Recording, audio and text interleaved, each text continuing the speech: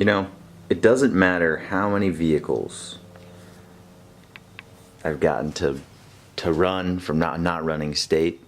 There's still nothing better than that feeling when you get it running, you get it all worked out, all the little issues, clean a bunch of stuff, you get it, you replace a bunch of parts that are broken, that somebody maybe neglected at some point along the way of the vehicle's history, and then you finally get it to a point where you can take it on its first ride or drive or whatever, depending on the vehicle, whatever that may be.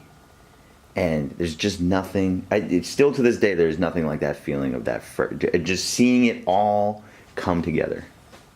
I think it's one of the reasons why I never fully enjoyed working on jet engines, was because at the end of the day, it did work. I'd build it, I'd give it to the test cell, they would run it, it would fire up, it would make its 20,000 pounds of thrust, but then it would go off to some pilot who would then get to have fun with it.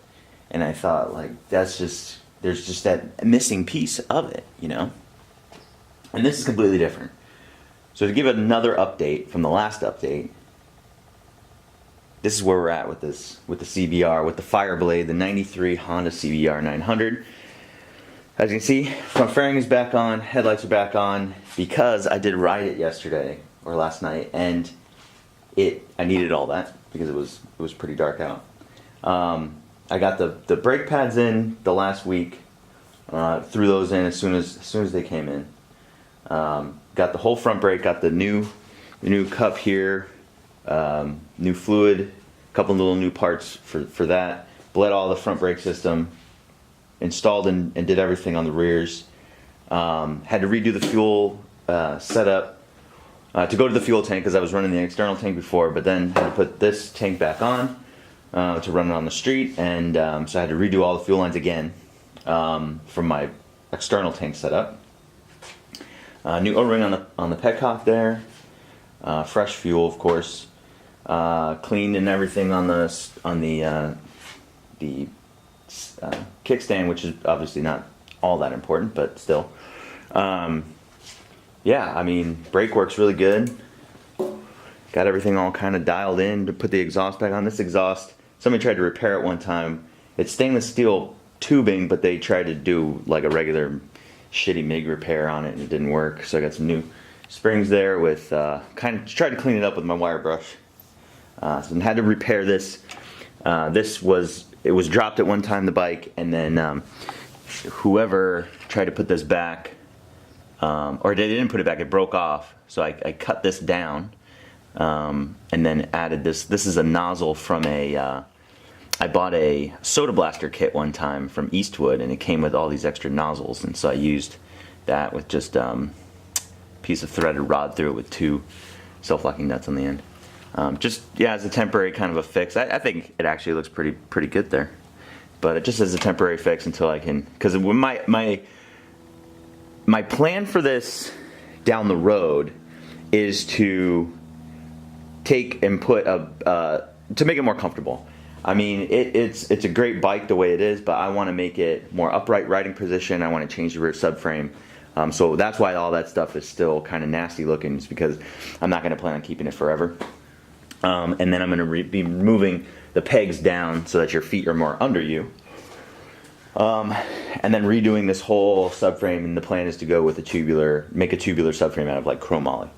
So that's what I'm going to do. And so I'm kind of temporarily just kind of refinishing everything before I then go that route. But I wanted to get the bike riding and stuff like that. So also did these special tail light, because the tail light usually mounts into the rear tail bodywork, but I don't have the bodywork. I got rid of it because it was all screwed up and cracked. So there's nothing to bolt the top of the tail light into. So I used these special linkage arms here, which you have to, if you can tell me where these linkage arms from, and you don't have a history in, if you could tell me where these are from, I'll determine whether you are able to tell me where they're from. But if you can tell me where those are from, you get like a virtual high five or something. Because I guarantee you, if you don't know, and then if you can tell me why these were replaced on the thing they came from, then you get like a double, triple high five. Anyway, bike runs really good. I was amazingly surprised at one, how well the bike ran when I just had fired it up on the stands, and then when I took it out and rode it, like how good it runs. I mean, it's amazing. I don't know if the engine's ever been rebuilt. I don't know if it's completely stock, but somebody took good care of it. I think it sat for a long time, and that was its major issue when I got it. Carbs and stuff need to be rebuilt, batteries destroyed, and the front forks were blown. I mean, so really, other than that, but putting it all back in and together is it's been an awesome. It's an awesome bike. It's a good little bike, and I bought it for $1,000. And I don't know what I've put in. I've got to add up everything. I think I will at this point to see what I've put into it, but to get it to this state. But that's it, and yep, that's the update on that one. Next step is ride it some more, put some miles on it. Shake it down, get it figured out as to I got other projects to work on too. I got Colossal 11 Bug engine to rebuild, so I'll be doing that next.